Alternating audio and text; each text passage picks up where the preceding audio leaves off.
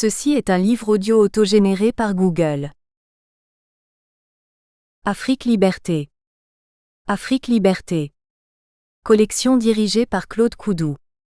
Afrique Liberté est une collection qui accueille essais, témoignages et toute œuvre qui permettent de faire connaître l'Afrique dans toute sa diversité et toute sa profondeur.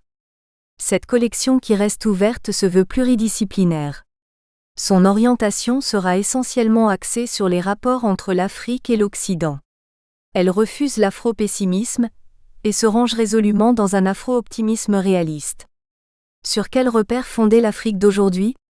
Telle est une des questions majeures à laquelle cette collection tentera de répondre. Afrique Liberté se veut un espace qui doit explorer l'attitude de l'Africain ou des africanistes dans ses dimensions mentales, scientifiques, culturelles, psychologiques et sociologiques.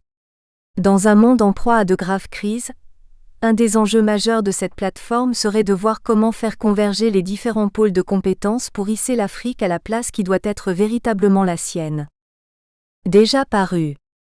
Jean-Claude Djereké, Abattre la France-Afrique ou périr. Le dilemme de l'Afrique francophone, 2014. BE accent aigu d'Eoli, Côte d'Ivoire. Sous le règne du faux, 2014. Lazare Kofi Kofi, Côte d'Ivoire ma passion. Une expérience de foi en politique, 2014. Les États généraux, sous la dire de Claude Coudou, motif de la résistance ivoirienne. Repenser l'Afrique pour une même Côte d'Ivoire du Sud, du Nord, de l'Ouest, de l'Est et du Centre, 2014. Alain Capot, Cauchemar démocratique. L'Afrique d'hier et d'aujourd'hui, 2014. Raymond Koudou-Caissier, Hubert Oulaye, Félix Tano, Coord, Cour pénale internationale, l'introuvable preuve contre le président Laurent Gbagbo, 2013. Justine Koné-Katinan, Côte d'Ivoire. L'audace de la rupture, 2013. Lazare Kofi Kofi, la France contre la Côte d'Ivoire. L'affaire du Sanoui, 2013. Claude Coudou, le président Laurent Gbagbo à la Cour pénale internationale. Justice ou imposture, 2013. Georges Bébé-Laïnon, Côte d'Ivoire et Afrique francophone. La police face aux défis de prévention des conflits africains, 2012. Remerciements. À l'origine de ce livre se trouvent les longues discussions que j'ai eues le temps d'un exilé avec le Dr Gnaka Lagoke, sur le panafricanisme. J'écrivais en ce moment un article pour le compte de l'American Journal of Social Issues and Humanities, intitulé African Diplomacy, Theory and Practice. Il faut, m'a-t-il conseillé, écrire un ouvrage pédagogique sur le même thème pour les étudiants francophones. C'est ce que j'ai essayé de faire. Qu'il en soit remercié. Mes remerciements s'adressent également à tous les collègues exilés de l'université de Cocody, victimes de la crise post-électorale de 2010 en Côte d'Ivoire, et aux hautes personnalités, ministres et ambassadeurs, exilés, eux aussi, qui m'ont encouragé dans la réalisation de cette première édition. Les insuffisances qu'on pourrait y trouver ne sauraient être imputées qu'à moi-même. Avertissement. D'abord, un aveu mérite de retenir l'attention. La politique internationale, plus que par le passé, détermine le cours de l'histoire et façonne à des titres divers le destin des peuples et des nations. Dans l'analyse classique, c'est en effet dans les rapports entre États, plus largement dans les interactions entre sociétés nationales que se joue en partie la vie des individus et des communautés politiques. Aussi peut-on considérer que le champ de la diplomatie, comme celui des relations internationales en général, est indéfini et mobile. Comme les relations internationales, la diplomatie ne saurait être enfermée dans une formule simple. Comme les relations internationales, l'étude rationnelle de la diplomatie soulève les problèmes méthodologiques généraux que connaît la science politique dans son ensemble. Comme les relations internationales, les méthodes d'étude de la diplomatie peuvent être à la fois éclectiques, pluralistes et incertaines. Il n'empêche que c'est un exercice toujours stimulant auquel l'on se soumet, quand il s'agit d'étudier la diplomatie pour pouvoir comprendre et apprécier le comportement des États à l'international. La diplomatie est souvent actionnée soit pour des raisons de simple courtoisie, soit pour régler un conflit et créer les conditions d'une paix future, soit pour amener l'ensemble des États à conjuguer leurs efforts face à des périls qui les menacent tous. Terrorisme, problèmes environnementaux, pauvreté, désarmement, codification des lois et coutumes dans le développement du droit international, création d'organisations internationales, protection des droits de l'homme, développement économique et social, etc. Rien n'y échappe. La diplomatie participe à la régulation des relations internationales. Elle est soumise à des règles définies dans les conventions de Vienne sur les relations diplomatiques de 1961 et sur les relations consulaires de 1963. Au reste, elle ne se déroule pas de façon arbitraire. Elle a pour mission principale la stabilisation des relations internationales. Comprendre donc les mutations politiques, économiques et culturelles que connaît l'Afrique, interdit d'exclure la dimension internationale. La science politique a depuis longtemps montré comment l'opposition entre le national et l'international relevait d'un artifice sauf à en faire une distinction analytique. Cette donnée générale reçoit en Afrique une pertinence d'une particulière acuité. La durée de la domination coloniale, le caractère récent des indépendances, le sous-développement économique, le contexte international bipolaire puis la mondialisation actuelle contribuent à faire de l'Afrique un continent propice aux stratégies de domination venues de l'extérieur. Cependant, même si en ce début du troisième millénaire, l'Afrique offre un spectacle tragique en ce qui concerne le rôle que les grandes puissances occidentales veulent lui faire jouer, sous le regard complice et impuissant de gouvernants africains, il y a des raisons d'espérer. La logique de la mondialisation ayant créé une interdépendance entre les États, qui fait que désormais, le faible dépend du fort et vice-versa. Ce qui atténue les égoïsmes nationaux et les politiques de compétition interétatiques. Aussi, penser et repenser la diplomatie africaine, c'est vouloir s'approprier l'histoire de la politique internationale des États africains afin de réduire toutes les influences négatives qui annihilent la place de l'Afrique dans le concert des nations. C'est aussi la volonté d'un afro-optimisme. Mais avant tout, quelques précisions sont utiles pour mieux comprendre les analyses qui suivent. En effet, la diplomatie est une rhétorique des relations internationales. Elle a pour principal objectif le rapprochement des entités souveraines en vue de la coopération, de la prévention des conflits ou de la construction de la paix. La diplomatie a aussi pour finalité d'atténuer l'anarchie des souverainetés, la marque fondamentale du système international.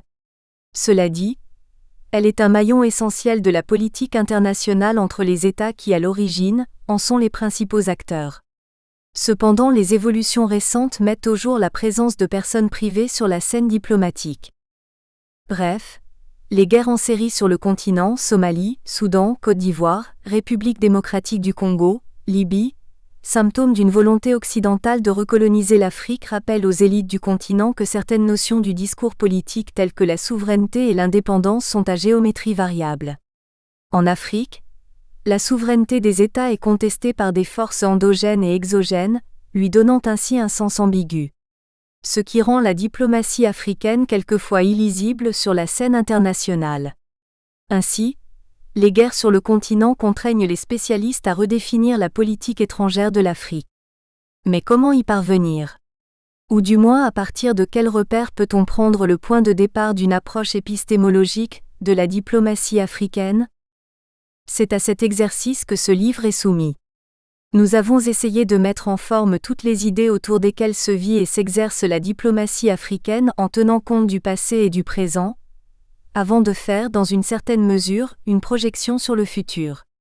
Nous sommes partis des idées et des pratiques à l'origine des relations internationales africaines, ses échecs et ses succès, pour en tirer des leçons. Avec le temps, on a vite fait de la diplomatie africaine une diplomatie, à la fois, de résistance et de protection de l'État africain contre les agressions extérieures.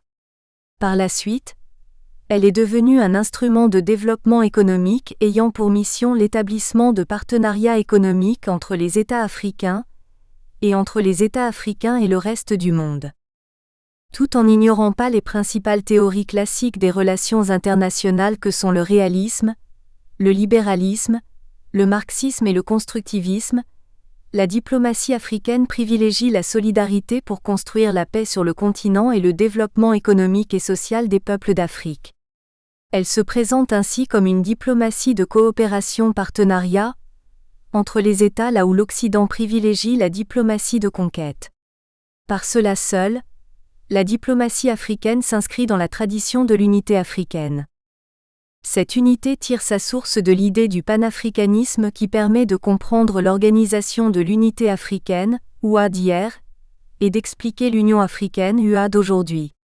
Le panafricanisme peut être entendu comme une idéologie qui vise l'unité des peuples et des États africains. Lato sensu, il se présente comme l'unique voie de leur libération effective, de leur émancipation et de leur développement. Pour simplifier, le panafricanisme se définit comme le mouvement politique et culturel qui considère l'Afrique, les Africains et les descendants d'Africains hors d'Afrique comme une seule entité dont la mission est de régénérer et d'unifier l'Afrique et sa diaspora. Inauguré en Afrique par Kwame Nkrumah, le premier président du Ghana actuel dont la stature domine la recherche sur les fondements idéologiques des relations internationales africaines, le panafricanisme vise à unir les Africains autour d'intérêts africains. Ce fond idéologique représente le bréviaire de la diplomatie africaine. Un bréviaire à connaître si les États africains veulent éviter certaines déconvenues que l'Afrique vient de connaître dans les crises ivoiriennes et libyennes, et que rappelle le président Thabo Mbeki d'Afrique du Sud. Nous avons maintenant vu ce qui s'est passé en Côte d'Ivoire et en Libye au cours de cette dernière année.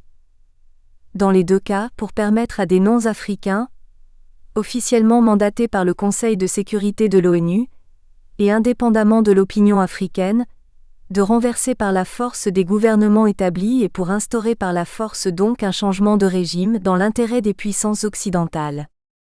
Le livre présente donc la construction de l'unité africaine comme un objectif de la diplomatie africaine dans un environnement hostile, du fait du poids du néocolonialisme dans de nombreux États africains. Il se veut scientifique, pédagogique et tendancieux. Scientifique parce que le livre revisite les principales thèses sur la construction de l'unité africaine. Pédagogique pour aider tous ceux qui s'intéressent au devenir de l'Afrique à répondre aux trois questions suivantes. D'où venons-nous ? Où allons-nous et avec quels moyens ? Tendancieux parce que le débat sur l'unité africaine est loin d'être clos. Débat toujours d'actualité pour chaque génération d'Africains. La volonté d'unité doit se retrouver dans les réalités politiques, économiques et culturelles du comportement de chaque Africain. Elle doit être enfin le socle de leur indépendance dans la réalisation des États-Unis d'Afrique. Cette précision est d'autant plus importante que l'opinion africaine se retrouve toujours surprise par le comportement d'une certaine élite politique prête à s'aliéner les puissances occidentales contre les intérêts de l'Afrique. Certains États africains ont fini par devenir les bras armés des Occidentaux, pour déstabiliser d'autres. Ceci dans l'optique d'être dans les bonnes grâces de ces derniers, en vue de bénéficier de l'aide au développement. Ces pays n'ayant pas conscience que le développement d'un pays africain ne peut se faire au détriment d'un autre. La volonté occidentale de faire main basse sur les richesses africaines reste un danger pour tous. Face à cette autodestruction des États africains, des changements structurels rapides des institutions africaines s'imposent. Celles-ci ne doivent plus être les appendices des institutions du système des Nations Unies, si elles veulent répondre aux attentes de l'Afrique. À l'évidence, les contraintes liées au système international demandent aux États africains des capacités d'innovation à tous les échelons de la vie politique au plan interne et au niveau international. Le livre pose ainsi la question de la réforme du système des Nations Unies, pour tenir compte de la place de l'Afrique dans le monde. Mais pour y parvenir, la diplomatie africaine doit mettre au premier plan l'objectif de paix. Dans les faits, on se rend compte que derrière les guerres entre États ou les guerres internes aux États africains par rébellion interposée, se cache la guerre des matières premières entre les grandes puissances. On a ici affaire à une volonté de spoliation de l'Afrique en ce XXIe siècle. Or, c'est une réalité. Les guerres entre États africains ou les guerres civiles sont un obstacle à toute avancée économique du continent. Le temps est donc venu d'envisager un changement dans les idées, du moins dans les manières de défendre les intérêts africains. Si la diplomatie africaine arrive à prendre de bonnes décisions, appuyée en cela par les changements intervenus à la Commission de l'Union africaine, sous l'impulsion de la volonté sud-africaine de devenir un hégémon sur le continent, elle pourra contribuer à réduire les tensions sur le continent. Ce qui pourrait accélérer les innovations politiques et améliorer la stabilité des États africains dans leur ensemble. Si par contre, cette diplomatie africaine reste engluée dans les compromissions, elle se construira sur la base d'idées fausses pouvant rendre inefficace l'Union africaine. Ainsi, l'efficacité de la diplomatie africaine dépend donc de sa capacité à intégrer dans ses choix les nouvelles évolutions des relations internationales, dans une synergie d'action avec des acteurs non étatiques africains, notamment la diaspora africaine. Les erreurs du passé sont à corriger si l'Afrique veut éviter une marginalisation structurelle. L'Afrique doit évoluer avec les évolutions mondiales. Elle doit sortir du comportement qui s'est imposé à elle au moment des indépendances dans un monde bipolaire, du fait de la guerre froide. La nécessité de s'adapter voulait que chaque État africain se détermine par rapport aux deux blocs Est-Ouest, ce qui a relégué au second plan la question de l'unité africaine. Au surplus, la question de l'unité africaine reste le centre de gravité de la diplomatie africaine, le manque d'unité ayant favorisé les errements de l'Union africaine dans de nombreuses crises sur le continent. Ce qui fait de l'Afrique un continent vulnérable, divisé, moins armé pour affronter les défis du XXIe siècle. Ce livre intitulé La diplomatie africaine, théorie et pratique s'explique par le fait que la diplomatie est d'abord une activité pratique de la politique internationale qui nécessite une construction théorique. Selon le professeur Dario Battistella, toute activité pratique véhicule une théorie sous-jacente implicite, de même que toute activité théorique a un impact sur la pratique. La théorie étant dans le milieu scientifique, synonyme de la volonté d'observer le monde réel pour mieux le décrire, l'expliquer et le comprendre. En résumé, ce livre présente les grands mécanismes de la diplomatie africaine en montrant comment les élites politiques du continent contribuent à transformer, d'une part les relations entre les États africains, et d'autre part comment elles participent à la mise en œuvre de politiques communes au sein de l'Union africaine avant d'intégrer les relations internationales globales. Accra et Casablanca, le 17 juillet 2013. Avant-propos. Le livre est écrit à un moment où la diplomatie africaine connaît de profonds bouleversements, notamment le passage de l'Organisation de l'Unité africaine, OUA, à celui de l'Union africaine, UA, avec en toile de fond l'idée de renaissance africaine, comme moteur d'une dynamique nouvelle pour la construction de l'unité africaine. Mais mieux que par le passé, c'est l'apparition de la société civile africaine et plus particulièrement, de la diaspora dans les relations entre l'Afrique et l'Europe, dans l'optique de dénoncer le comportement prédateur de cette dernière qui constitue le fait majeur. États et associations semblent parler de la même voix pour libérer l'Afrique des contraintes extérieures. La diplomatie africaine découvre avec stupéfaction la capacité de manipulation de l'Occident pour défendre ses intérêts sur le continent africain au détriment des Africains. Dans les ingérences françaises et onusiennes en Côte d'Ivoire et en Libye, l'impuissance de la diplomatie africaine, marquée par l'incapacité à imposer ses positions, en fait la grande perdante. La Côte d'Ivoire sombre dans une faillite politique, et la Libye dans un chaos institutionnel sans précédent. Ainsi, dans un discours prononcé lors de la 6e session ordinaire du Parlement panafricain à Addis-Abeba, l'ancien président ghanéen et haut représentant de l'Union africaine pour la Somalie, Jerry Rawlings a tenu à dénoncer la faiblesse des gouvernants du continent face aux interventions brutales dans certains pays sponsorisés par les grandes puissances. L'Afrique a au cours des 12 derniers mois connu des bouleversements politiques considérables. Et l'action ou l'inaction de l'Union africaine et de ses divers organes ont amené certains à remettre en question l'avenir de cette institution créée avec les plus nobles intentions. De la Tunisie à l'Égypte, la Libye et même en Côte d'Ivoire, il y avait des mouvements politiques de nature différente qui remettaient en question la capacité de l'institution à engendrer l'unité africaine, la paix et le développement. Bien que la majorité d'entre nous ait été ravis de la volonté des peuples à prendre leur destin en main, nous avons été pris de court par l'échec du continent à empêcher les excès dans des pays comme la Libye et la Côte d'Ivoire.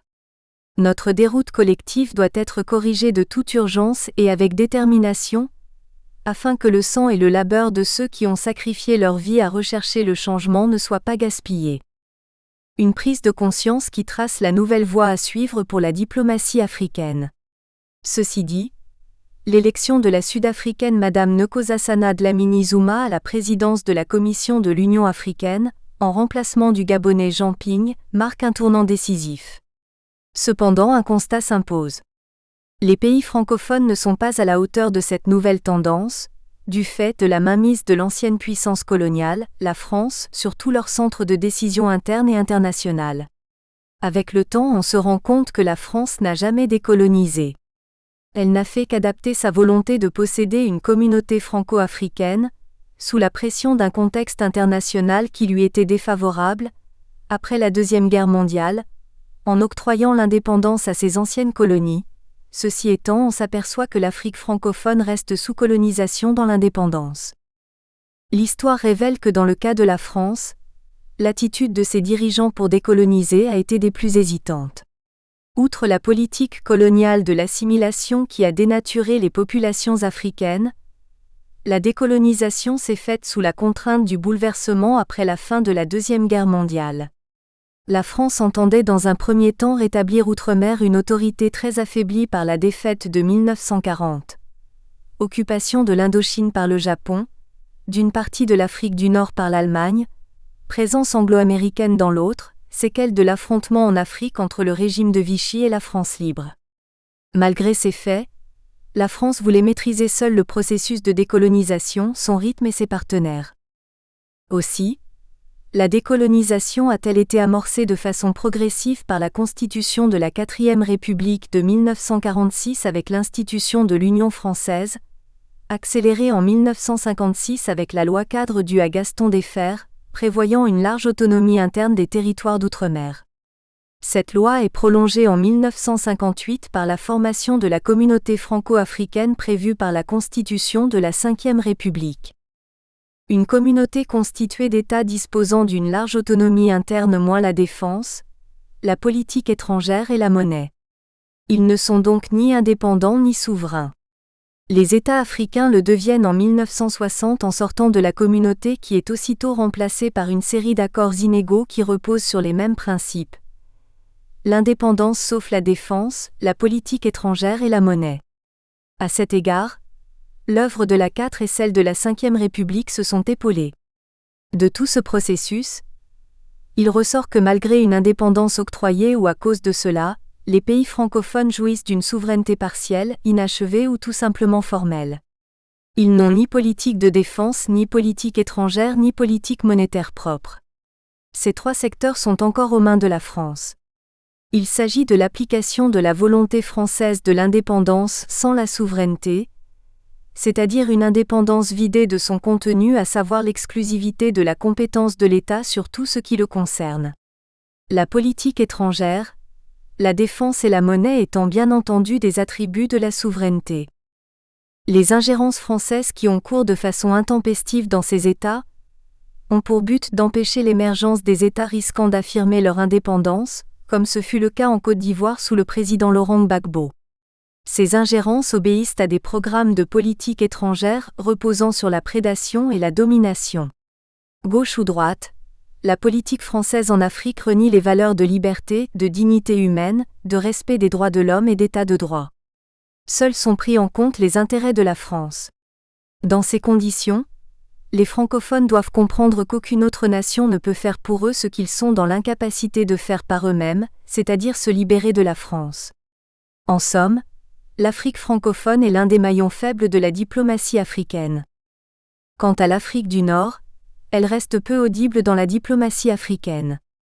Elle regarde plus vers la Ligue arabe que vers l'Union africaine. Elle est aussi une des grandes victimes des politiques de conquête de l'Occident. Avec le développement des réseaux sociaux sur Internet, on a vite découvert que derrière le printemps arabe se cache la volonté des États-Unis d'avoir une mainmise sur cette région du continent. Les changements au sommet de l'État égyptien, d'un Hosni Moubarak à Mohamed Morsi des Frères musulmans et de Mohamed Morsi à une junte militaire montrent que le printemps arabe n'est en fait qu'une vaste opération de manipulation. Si la volonté de changement des populations est manifeste, elle devient un prétexte pour des changements au sommet de l'État, selon un schéma bien établi par la puissance américaine. Les évolutions en Afrique du Nord sont donc liées à la politique des États-Unis au Proche et Moyen-Orient. Finalement, Seule l'Afrique anglophone avec à leur tête des pays comme l'Afrique du Sud, l'Ouganda, le Botswana, le Ghana, le Zimbabwe, le Rwanda, le Kenya restent les locomotives de la diplomatie africaine. Leur engagement pour la défense des intérêts africains est total. Cela est dû sans doute au style de colonisation qu'ils ont connu, la Grande-Bretagne n'ayant pas une mainmise particulière sur leur système de gouvernement du fait de la politique coloniale de l'Indirect Rule. Dans cette politique coloniale, la Grande-Bretagne était peu soucieuse de répandre dans d'autres sociétés ses propres modèles. Le mélange singulier d'institutions libérales de démocratie politique et de sociétés de caste qui la caractérise n'en permet guère au demeurant que des imitations artificielles. Ajoutez à cela le fait que le commerce était le but principal de la politique étrangère et de la colonisation britannique. D'où la tendance au Gentleman Agreement. Ce qui a permis par la suite une rapide rétraction avec la décolonisation. Au surplus, une chose demeure claire dans la configuration des relations internationales africaines actuelles. L'Afrique du Sud les domine et construit son leadership.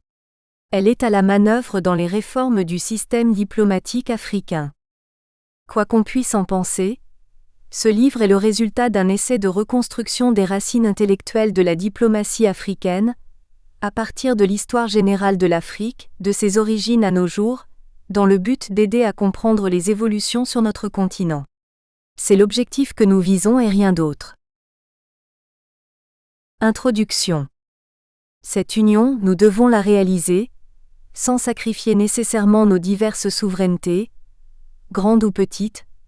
Nous avons dès maintenant et ici forgé une union politique fondée sur une défense commune, des affaires étrangères et une diplomatie commune. Kwame Nkrumah, extrait de discours sommet de loi du 24 mai 1963. En ce début du troisième millénaire, l'Afrique se trouve confrontée à de nouveaux périls qui menacent son existence. La brutalité des interventions occidentales, notamment françaises sur le continent, en dépit des réserves de l'Union africaine, a fini par convaincre les plus sceptiques que quoi qu'on dise, l'Occident reste confiné dans sa vision clausewitzienne des relations internationales selon laquelle la guerre demeure l'ultima ratio pour défendre les intérêts des États au-delà de leurs frontières. Cela dit, quelle attitude les dirigeants africains doivent-ils adopter pour se protéger contre cette volonté de recolonisation du continent par les puissances européennes ? Cette question interpelle la conscience de tout Africain. Elle rappelle la mise en garde de Frantz Fanon. L'histoire montre que nulle nation colonialiste n'accepte de se retirer sans que toutes ses possibilités de maintien n'aient été épuisées. La pertinence d'une telle remarque conduit à mener une réflexion approfondie sur la diplomatie africaine. En fait, à l'étape actuelle de son évolution, l'Afrique doit trouver des solutions aux dangers qui la menacent. Elle a ici une obligation de résultat, si elle veut préserver sa place dans le monde. Mais pour mieux aborder cette nouvelle ère, l'Afrique doit d'abord s'interroger sur ce que fut sa position au XXe siècle, face aux questions essentielles liées à son développement, notamment les impératifs de paix et de sécurité. Ces interrogations s'adressent au champ sociopolitique africain tant national qu'international. Les données recueillies doivent permettre de déterminer les facteurs empêchant ou favorisant l'intégration de l'Afrique dans la mondialisation du XXIe siècle. Notre démarche se veut à la fois critique et prospective. Elle prend en considération les débats scolastiques de la philosophie et de la sociologie des relations internationales africaines, pour démontrer de façon simple et claire que l'Afrique, au lieu d'être perçue comme un problème, se positionne désormais comme une opportunité. La tournée du désormais ancien président brésilien Lula da Silva en Afrique de l'Ouest, les différentes rencontres Chine-Afrique, la réception des jeunes leaders africains à la Maison-Blanche par le président Obama corroborent nos convictions. Cependant, le passé africain du XVe à la moitié du XXe siècle influence le vécu de ces populations encore aujourd'hui.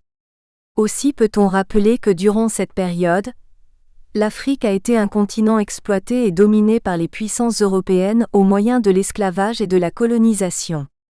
La période qui suit reste marquée par le processus de décolonisation avec un pic en 1960, l'année des indépendances octroyées ou conquises. Mais très vite, les puissances coloniales vont chercher à récupérer d'une main ce qu'elles ont perdu de l'autre, à travers des mécanismes secrets, bien savamment disposés et appelés accord de coopération. Ainsi, de 1960 à 1990, l'Afrique de l'ère post-indépendance est traversée par le néocolonialisme. Celui-ci se caractérise par des coups d'État militaires et des guerres civiles. Ce désordre organisé, imputé aux dictateurs, a pour objectif de placer au pouvoir des hommes de paille à la solde des anciennes métropoles. Stigmatisant les Gbagbo et Kadhafi, Jean-Paul Pougala, le géopoliticien camerounais, rappelle que dans l'Empire romain, le mot dictateur désignait un magistrat souverain qu'on nommait dans des circonstances critiques pour rétablir la paix. Aujourd'hui, ce mot désigne un chef qui exerce un pouvoir absolu et de façon arbitraire. Dans les deux cas, que ce soit dans la période de l'Empire romain comme de nos jours, il y a une condition commune, c'est que le dictateur a un pouvoir souverain et ensuite qu'il a la liberté de l'exercer.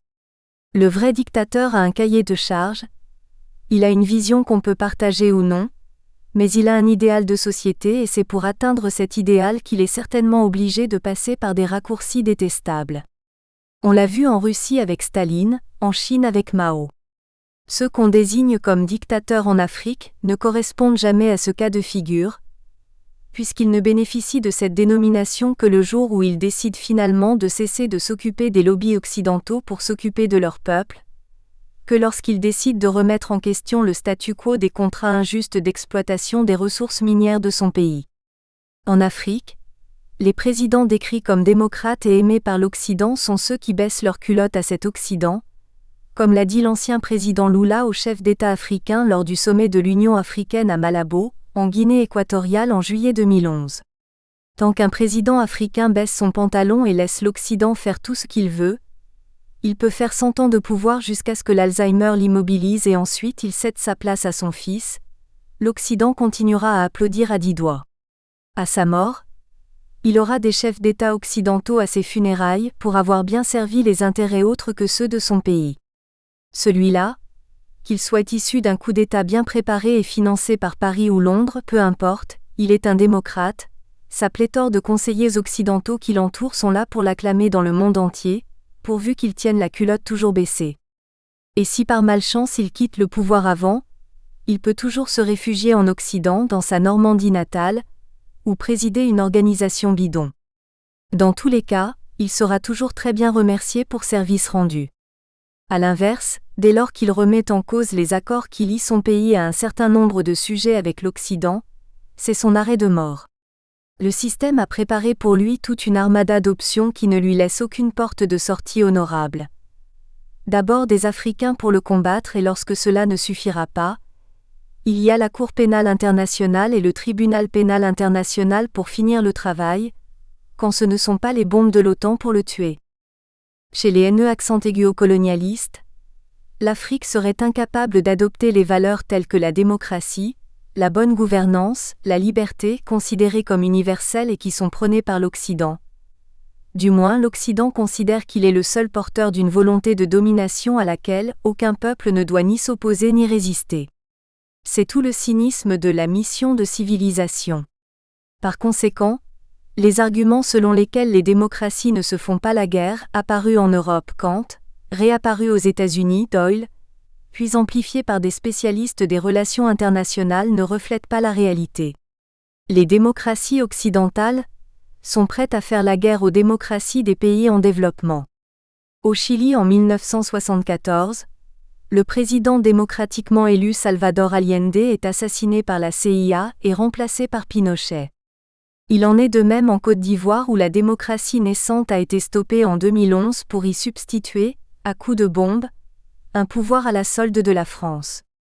En fait, et les choses sont claires dans les esprits, les Européens ne se font plus la guerre.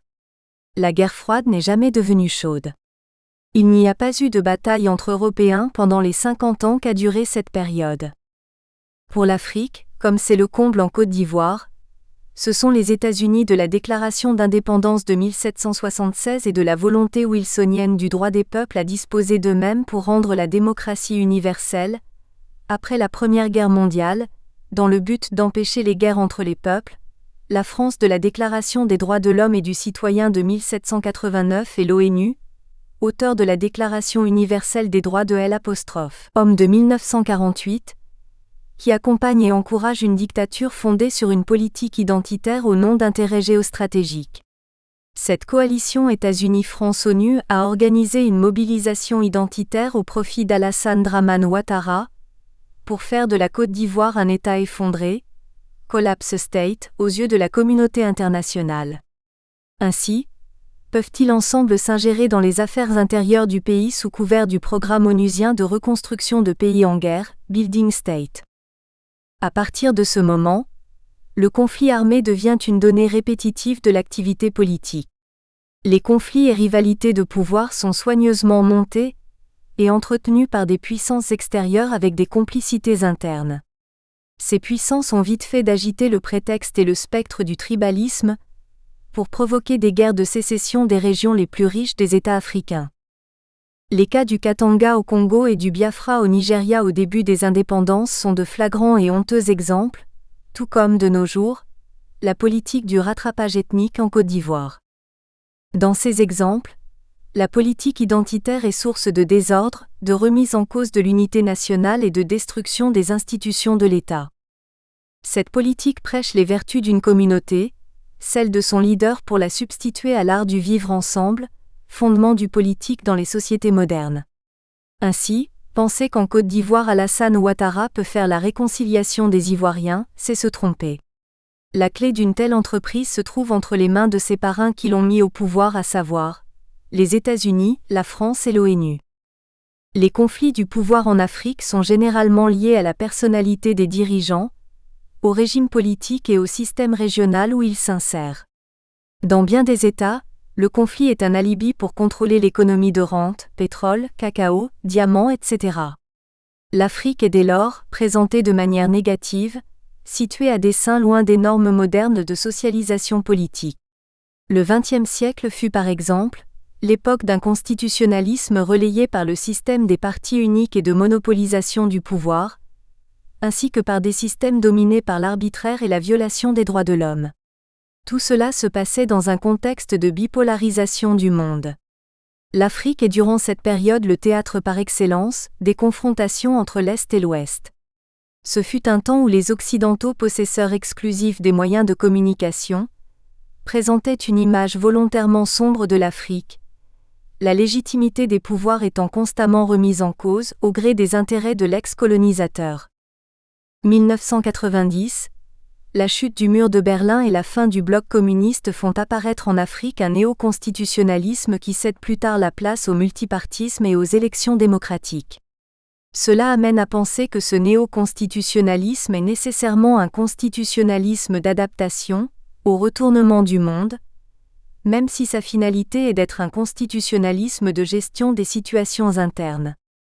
Pour l'Afrique francophone, le point de repère demeure le discours de la Baule du président français François Mitterrand lors du 16e sommet France-Afrique. Dans son adresse, il donne une prime à la démocratisation des pays africains en ces termes ad litteram. Il y aura une aide normale de la France à l'égard des pays africains, mais il est évident que cette aide sera tiède envers ceux qui se comporteront de façon autoritaire, et plus envers ceux qui franchiront avec courage ce pas vers la démocratisation. L'annonce n'est pas surprenante. On est à l'heure où un vent d'Est balaie les régimes autoritaires d'Europe orientale et centrale. Du reste, sous la pression de la rue, un grand nombre de pays africains est contraint d'amorcer une ouverture démocratique, Côte d'Ivoire, Bénin et Congo en 1990, Gabon, Burkina Faso, Mali en 1991. Pour André-Marie Yinda, ces mutations survenues en Afrique sont liées au renouvellement épistémologique et à la recomposition politologique issue des transformations en cours dans le système international post-bipolaire. Depuis cette période, l'Afrique est engagée dans un processus irréversible d'ouverture politique et d'intégration au libéralisme économique. Malgré cela, on peut dire qu'à la fin du XXe siècle, l'Afrique est perçue comme un objet de compassion qui appelle la charité internationale. Elle serait même à l'écart de la mondialisation pour certains, et en dehors de l'histoire de l'humanité pour d'autres. Soumise à des programmes d'ajustement structurel, pauvre et très endettée. Depuis, les temps ont changé. En ce XXIe siècle, l'Afrique vit dans une société dorénavant mondialisée où elle connaît des bouleversements politiques, économiques et sociaux, qui laisse apparaître clairement que ce millénaire a tout l'aspect d'être le siècle de l'Afrique, un continent certes fragile, mais renfermant des potentialités spécifiques et bien des espoirs. La plupart de ses dirigeants en ont conscience. De nombreux acteurs étrangers aux relations internationales, États, entreprises et organisations non gouvernementales, s'y intéressent de plus en plus. Aussi, s'interroger sur la diplomatie africaine en ce XXIe siècle, c'est penser de façon épistémologique la renaissance africaine dans un monde marqué par les changements au niveau des pôles de puissance. La société internationale est désormais multipolaire pour certains, et apolaire pour d'autres. Fini la bipolarité et l'unilatéralisme. Pour aller plus loin et pour des raisons pédagogiques, précisons que dans la science des relations internationales, la diplomatie est un sujet classique que l'on prend plaisir à étudier tant elle soulève des passions. En Afrique, des noms riment avec la diplomatie. Kiflu Odayo, Diallo Telli, Ezo Ekangaki, William Eteki Mbumuna, Edem Kodjo et Peter Onu. Cette présentation a pour objectif de poser à partir des considérations historiques et des mutations en cours, les fondations de la diplomatie africaine. En effet, l'histoire ici a un rôle important. Dans l'approche méthodologique adoptée, l'histoire politique de l'Afrique doit être considérée, non pas comme un simple catalogue daté d'événements ou de données figées en différents points du temps, mais le récit et l'analyse des mouvements interdépendants qui se déploient dans l'espace et dans le temps. Les ruptures brutales qui viennent parfois en bouleverser le cours appartiennent elles-mêmes à cette continuité. Dans les analyses qui suivent, il s'agit d'ouvrir notre regard sur les réalités africaines pour comprendre la diplomatie africaine tant au niveau de ses ratés que de ses avancées, étant donné que la vie des peuples et des nations se trouve qualitativement transformée et quantitativement enrichie par les faits et les idées qu'elle sécrète. Au reste, la diplomatie africaine doit être rendue visible et lisible. Les conceptions doctrinales et idéologiques qui la sous-tendent ont besoin d'être revisitées, parce qu'elles contribuent, chacune à leur manière, à expliquer le comportement des acteurs. Ces faits précisés, l'approche épistémologique conduit à l'histoire pour rappeler que l'origine de la diplomatie remonte à l'Antiquité. Elle est l'expression de sociétés qui éprouvent le besoin d'entretenir des relations entre elles. Dans le cadre européen, la diplomatie est l'invention du cardinal de Richelieu, premier ministre du roi Louis XIV au XVIIe siècle qui l'a fait reposer sur la raison d'État, définie en termes d'intérêt national. La raison d'État pose que le bien-être de l'État justifie tous les moyens mis en œuvre pour l'augmenter. L'intérêt national supplante de ce fait la notion médiévale de moralité, Kissinger.